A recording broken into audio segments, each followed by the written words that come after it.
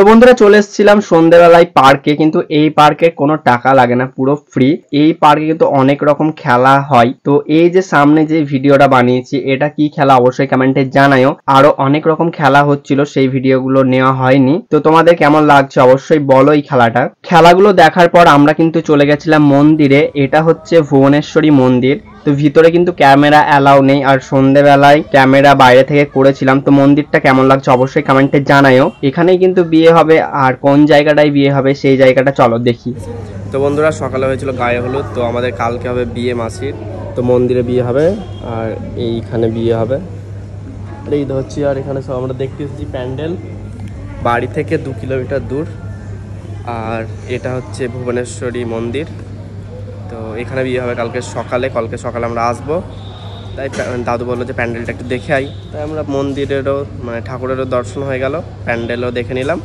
আর এখানে আছে বুনু আর ভাই মাসি। তো এই দেখো জায়গাটা, আর ওইদিকে মন্দির আছে, ওইদিকে ক্যামেরা অ্যালাউ নেই, সেই জন্য ভিডিওতে দেখাতে পারছি না। তাও বাইরে থেকে দেখিয়ে দেবো একটা ভিডিওতে।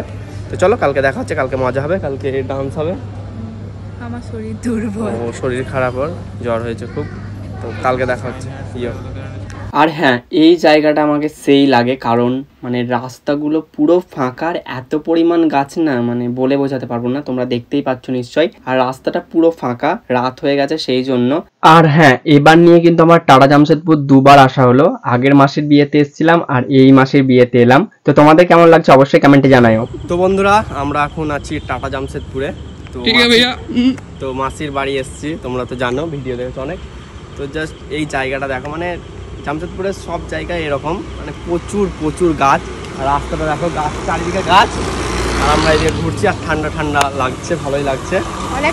এখানে বুম্বা আছে আমার সাথে, ভাই। আর একটা ভাই ভিডিও করছে। তো এইটা একটু দেখিয়ে দে রাস্তাটা। তো তোমাদের এই জায়গাটা কেমন লাগছে অবশ্যই কমেন্টে জানাও। তো আমাদের তো দারুণ লাগছে, তাই না বুম্বা? দারুণ জায়গা।